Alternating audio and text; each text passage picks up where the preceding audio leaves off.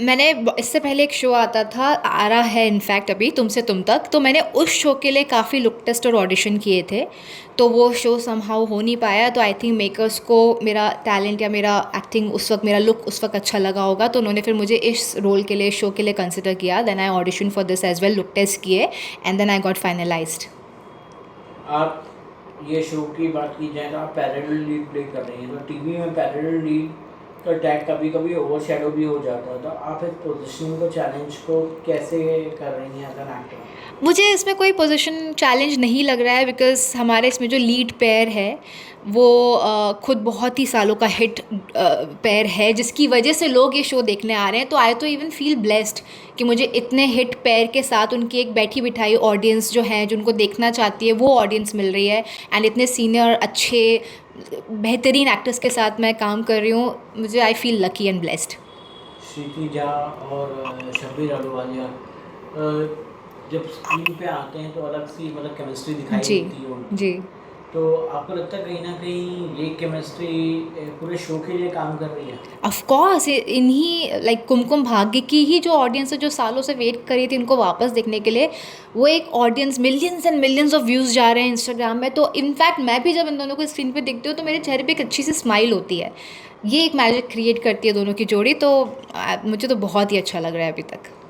Set पे कैसा environment रहता है और कैसे मतलब कि क्या क्या चीज़ें होती हैं सेट पे जो आपको लगता है कि यार ये सेट छोड़ के जाने का मन ही नहीं करता है मेरा? सेट पे एक्चुअली हाँ, मन नहीं करता है, क्योंकि हमारे जितने भी को एक्टर्स हैं, मेरे अभी तक स्पेसिफिकली सीन्स श्रुति मैम के साथ हुए हैं, तो she is very sweet, down to earth, humble इंसान, वेरी सीनियर एक्टर जिन्होंने इतने साल टीवी में राज किया है।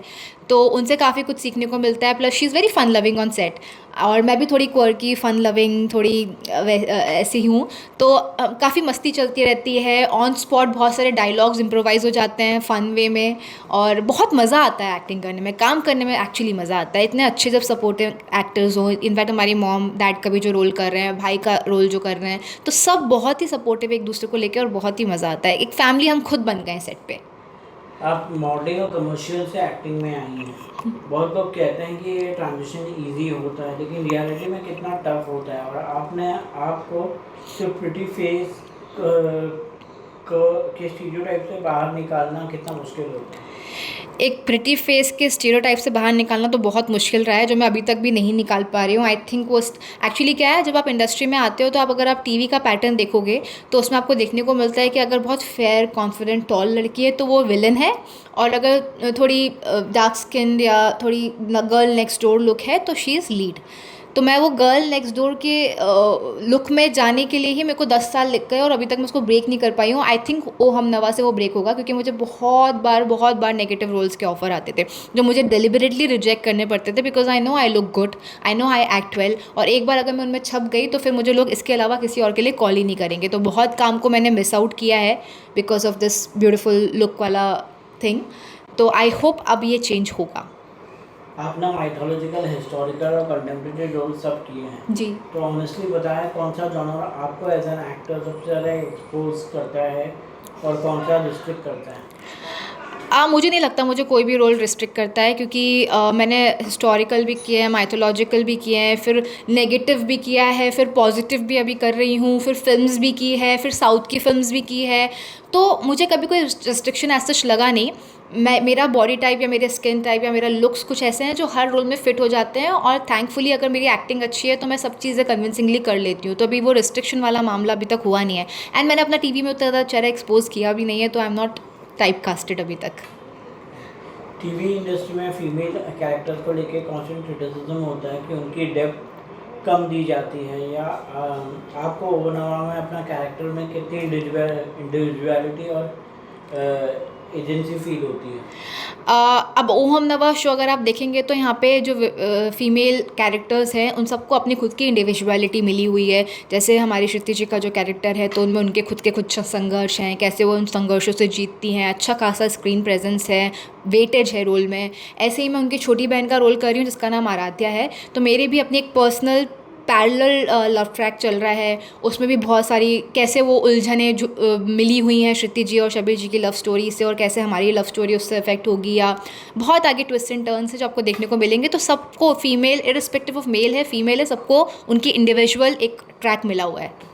आपकी परफॉर्मेंस में एक्सप्रेसिव कहा जाता है, ये क्वालिटी नेचुरल है या आप कॉन्शियसली अपने इमोशंस को ट्रेन करती हैं फॉर द कैमरा? मैं ये कोशिश करती हूँ कि मैं मुझे जो भी कैरेक्टर मिल हिस्टोरिकल माइथोलॉजिकल कैरेक्टर्स को साइड हटा के, क्योंकि वो आपको जैसे वो लिखे गए हैं वैसे ही करने रहते हैं, बट जो अभी जो जैसे शोज़ आते हैं आजकल के, तो उसमें मुझे जब भी कोई कैरेक्टर मिलता है तो मैं उसमें ऐश्वर्या का फ्लेवर ज़रूर ऐड करने की कोशिश करती हूँ, क्योंकि एक कैरेक्टर जो लिखा हुआ है वो सभी सेम कर देंगे, बट वो अलग तभी बनेगा जब वो एक्टर पर्टिकुलरली अपना फ्लेवर उसमें मिक्स करेगा। तो वो मैं हमेशा करती हूँ, और बचपन से ही मैं श्रीदेवी जी की और माधुरी दीक्षित जी की और ऐश्वर्या राय जी की बहुत बड़ी फ़ैन रही हूँ। उन्हीं के एक्सप्रेशंस मैं बचपन में कॉपी करती थी, उनके डांस में कॉपी करती थी, तो आई थिंक उस वजह से मुझे एक्सप्रेसिव जो बोला जाता है तो वो एक्सप्रेशंस मेरे को उनकी देन है। आज के टाइम में एक्टर्स के पोर्टफोलियो डाइवर्सिफाई करना ज़रूरी हो गया है। फिल्म, टीवी, ओटीटी, आप स्ट्रेटेजिकली कैसे डिसाइड करते हैं कि ये कि नेक्स्ट मूव क्या होना चाहिए? अब मुझे जो मेरे रास्ते पे आता जाता है मैं उसे एक्सेप्ट करती जाती हूँ। जैसे स्टार्टिंग मैंने अपना मॉडलिंग से की थी, तो उस वक्त मॉडलिंग के मेरे पास काफ़ी आते थे, फिर वहाँ से मेरे पास टीवी के ऑफर्स आने लगे, तो आई स्टार्टेड डूइंग टीवी। फिर टीवी थोड़ा ठंडा हुआ तो, या फिर मुझे लगा कि टीवी में बहुत ज़्यादा टीवी को मैं गवर्नमेंट जॉब बुलाती हूँ, जहाँ जो आपके पैसों की सिक्योरिटी कर लेता है, और फिल्म्स एंड वेब सीरीज़ को मैं अपने क्रिएटिव हाई के लिए लेती हूँ कि हाँ यहाँ पे मुझे अपनी क्रिएटिविटी करने का मौका मिल रहा है। तो जैसे ही मुझे ट्रांजिशन का मौका मिला, मैं बॉलीवुड फिल्म से पृथ्वीराज में गई, और 2-3 फिल्म्स मैंने की, प्राइड, और अभी एक और आने वाली है क्या है नाम भूल गई हूँ मैं, बाद में बताऊँगी। उसके बाद फिर अभी मैं साउथ की फिल्म्स में गई, साउथ में मैंने 3-4 फिल्म्स की, तो वहाँ पे भी मुझे एक डिफरेंट कल्चर डिफरेंस दिखा, डिफरेंट एक दूसरी इंडस्ट्री में मैं गई। फिर वहाँ से जब थोड़ा ठंडा हुआ मुझे फिर टीवी के ऑफर्स आए, तो मैं वापस टीवी में आ गई। अब जब टीवी का ऑफर्स अभी बीच में नहीं थे, तो मैंने अपने खुद के प्रोडक्शन हाउस में काम करना शुरू किया है। मैं एज अ प्रोड्यूसर भी मैंने अपने आप को डाला, एंड अभी मेरे प्रोडक्शन हाउस से काफ़ी एड्स प्रोड्यूस मैं करती हूँ। फिर वहाँ से वो ठंडा हुआ तो फिर मैंने अभी खुद के गाने में लिखती हूँ, गाती हूँ, कंपोज करती हूँ, तो मैं अपने इंग्लिश सॉन्ग्स लेके आ रही हूँ, अपनी न्यू एल्बम लेके आ रही हूँ जिसका नाम है रियल मी। तो उसको मैं मोस्टली वेस्ट के मार्केट में मार्केट करने वाली हूँ, डिस्ट्रीब्यूट करने वाली हूँ। और फिर अभी ओ हम नवा आया, तो अभी ओ हम नवा तुम देना साथ मेरा मैं कर रही हूँ। आपने स्टडीली अपनी जगह बना रही हैं, बट क्या आपको लगता है कि आज भी आउटसाइडर्स के लिए कॉन्स्टेंट अपॉर्चुनिटीज मिलना टफ है? बहुत टफ़ है, बहुत ज़्यादा टफ़ है। मैं जब यहाँ पे आई थी, आई स्टार्टेड फ्रॉम स्क्रैच, छोटे छोटे रोल्स के लिए ऑडिशन देना, वहाँ से दोस्त बनाना, वहाँ से कास्टिंग वाले दोस्त बनाना, फिर उनके थ्रू अलग अलग ऑडिशंस जाके, बहुत टफ़ होता है। 10 साल लग गया मुझे अपनी ये छोटी सी जगह बनाने में, और मुझे नहीं पता कि अगर ये अच्छा खासा वर्कआउट कर जाता है तो आगे बहुत जल्दी मैं एक वो लीप ऑफ प्लंज ले लूँगी। तो मेहनत बहुत लगती है, बहुत स्ट्रगल है। न्यू कमर्स को तो स्पेसिफिकली बहुत डिफ़िकल्ट होता है जगह बनाना यहाँ पे। सोशल मीडिया का प्रेशर, परफेक्ट इमेज मेंटेन करना, क्या ये एक एक्टर के लिए डिस्ट्रैक्शन बन गया है या नेसेसिटी है? बहुत बड़ा डिस्ट्रैक्शन बन गया है। तो आज भी मैं ये अपना स्पेसिफिक स्टैंड रखती हूँ कि I am not an influencer, I am an actor. आप मुझे इंस्टाग्राम में उतना ज़्यादा नहीं देखेंगे, इतना रील बनाते नहीं देखेंगे, बट आप मुझे बड़े पर्दे में कॉन्स्टेंटली देखते रहेंगे। तो आजकल मुझे वो चीज़ बहुत खटकती है कि लोग एक्टर्स की जगह इन्फ्लुएंसर्स प्रेफर कर रहे हैं एक्टिंग जॉब के लिए। They are not actors, but just because उनके पास फॉलोअर्स हैं, आप उनसे एक्टिंग करा रहे हैं, वो एक्टिंग तो कर नहीं पा रहे हैं, और फिर आपका प्रोजेक्ट फ्लॉप हो जा रहा है। तो आई स्टिल वांट कि एक्टर्स को उनका ड्यू रिस्पेक्ट मिले, और फॉलोअर्स के पीछे ना भाग के आप टैलेंट को देखिए, कौन सा एक्टर कैसी परफॉर्मेंस दे पा रहा है, उसी से आपके शोज़ भी चलेंगे, उसी से आपकी फिल्म्स भी चलेगी। जो आपने अभी कहा है कि मतलब एक्टर्स को फॉलोअर्स के उसमें ना जी मिक्स करें, जी।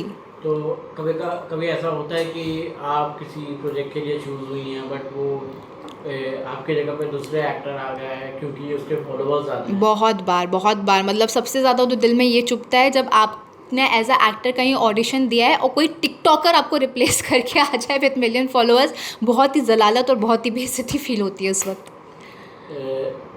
लॉन्ग वर्किंग आवर्स और हेक्टिक शेड्यूल्स टीवी का पार्ट है। हाँ। और आपको क्या लगता है इंडस्ट्री में वर्क लाइफ बैलेंस का कॉन्सेप्ट ऑलमोस्ट नॉन एग्जिस्टेंट हो गया है? नहीं, आजकल पहले टीवी में ये बहुत होता था कि 24 आवर्स शूट कराते थे, सोने का टाइम नहीं मिलता था, पर्सनल लाइफ का टाइम नहीं मिलता था। बट आजकल अच्छे ईपीज़ प्रोडक्शन मैनेजर्स आ गए हैं जो कि आई थिंक 12 घंटे में शूट रैप अप कर देते हैं। बहुत ही ज़्यादा जब अर्जेंसी हो टेलीकास्ट की तभी 1-2 दिन होता है। हाँ, पर्सनल लाइफ के लिए बहुत कम टाइम मिल पाता है, बट अब सबको सब कुछ तो नहीं मिल सकता। या तो आप सिर्फ पर्सनल लाइफ देख लो या अपना करियर देख लो, और जब करियर में I are doing a good show and people are recognizing you, तो एक चलता है इतना। लेट पेमेंट का इशू भी एक मतलब उसको बोले ड्रॉबैक बन गया है इंडस्ट्री के लिए, तो क्या कहेंगे उसके बारे में? क्योंकि मेरे तो actors खुद से हमने बात किया है तो उन्होंने कहा कि हाँ लेट पेमेंट के इश्यूज होते हैं। लेट पेमेंट आप छोड़िए, नो पेमेंट के इशू है। मेरे हेमंत प्रभु जी के यहाँ लाखों लाखों रुपए फंसे हुए हैं। मैं 3-4-5 साल हो गए मैं मेरे उनसे पैसे मांगते मांगते सब चीज़ें ट्राई कर ली, पुलिस कंप्लेन कर ली, क्या क्या नहीं किया, बट धीट सबके सब वही पेमेंट देते नहीं है। महेश पांडे जी के यहाँ मेरी पेमेंट फंसी हुई है। बहुत सारे प्रोड्यूसर्स पैसे खा रहे हैं आजकल, आपसे आर्टिस्ट से गधे मजदूरों की तरह काम करा रहे हैं, और पेमेंट की जब देने की बात आती है तो बहुत बड़े फ्रॉड्स निकलते हैं। तो लकीली मैंने उसके बाद फिर जैसे स्वास्थ्य के साथ काम किया, अभी LSD के साथ काम करनी, उसके पहले भी मैंने कॉन्टिलो के साथ काम किया, तो लकीली इन जगहों पे पेमेंट्स टाइमली मिल जाती है। बट ये कुछ 1-2 प्रोड्यूसर्स हैं जिनको ब्लैकलिस्ट करना चाहिए and they should not work. अगर आपको एक रोल मिलता है जो कमर्शियली बड़ा है लेकिन क्रिएटिवली सेटिस्फाइंग नहीं है, और दूसरा रोल छोटा है लेकिन परफॉर्मेंस ड्रिवन है, तो आप कौन सा चूज़ करेंगी और क्यों? मैं दोनों ले लूँगी, मैं दोनों मैनेज कर लूँगी। एक जगह से मैं पैसे लूँगी और दूसरी जगह से अपने आप को क्रिएटिवली सेटिस्फाई करूँगी। आप बहुत लालची इंसान हैं। नहीं नहीं नहीं, पैसों की ज़रूरत है। मुंबई एक बहुत ही कॉस्टलीस्ट सिटी ऑफ इंडिया है, और यहाँ पे आपकी EMIs, आपके रेंट आपको भरने के लिए पैसों की ज़रूरत होती है। जब तक आप फाइनेंशियली वो होते हैं ना, ईज़ आउट रहते हो, तो आप काम पे फोकस कर पाते हो। अगर आपके पास फाइनेंशियल बर्डन्स बहुत सारे रहते हैं तो काम पे भी आप फोकस नहीं कर पाते। आपकी जर्नी मॉडलिंग एक्टिंग से काफ़ी ऑर्गेनिक रही है, लेकिन अगर आपको अपने आप को रिडिफाइन करना हो as an actor in next 5 years, तो आप किस डायरेक्शन में जाना चाहेंगे? अभी तो फ़िलहाल मैं जो डायरेक्शन पकड़ रही हूँ अपने, मुझे मेरा बचपन से ही एक ड्रीम है कि मुझे स्टेज परफॉर्मेंसेस करने हैं, वर्ल्ड टूर्स करने हैं। अब तो इसलिए मैं अपना खुद का म्यूज़िक एल्बम लेके आ रही हूँ, एंड होपफुली बहुत ही अच्छा रिकॉर्ड हो रहा है, जनता को बहुत पसंद आएगा, क्योंकि मैंने उसमें एवरिल लवीन, टेलर स्विफ्ट वाले जोन में मैं उसको लेके जा रही हूँ। तो मुझे फ़िलहाल आगे जाके खुद को एज अ एक्टर तो मैं खुद को कर चुकी हूँ, एज अ मॉडल भी कर चुकी हूँ। अब मुझे एक ऐसा सिंगर सॉन्ग राइटर अब आगे बढ़ना है, तो वो आप मुझे बहुत जल्द देखेंगे। लास्टली ऑडियंस को क्या मैसेज देना चाहेंगे? ऑडियंस को यही मैसेज दूंगी कि आज तक अगर मैं आज इस जगह पे बैठी हूँ, आज मेरे पास जो कुछ भी as a newcomer with zero background में यहाँ पे आई थी, तो वो सिर्फ आपकी वजह से। आप लोगों ने मुझे पसंद किया, आप लोगों ने मुझे सपोर्ट किया। जब मेरे पास काम नहीं भी था तब भी आप लोगों का, मेरे फैंस का मेरे पास कॉन्स्टेंट सपोर्ट रहता था, तो मुझे एक होप मिलती थी कि इनकी वजह से मुझे कुछ करना है और रोज़ आगे बढ़ना है। तो वही कॉन्स्टेंट सपोर्ट और प्यार मैं आपसे आगे भी एक्सपेक्ट करती हूँ। प्लीज़ हमेशा वो मेरे पास रखना। Okay, thank you. Thank you.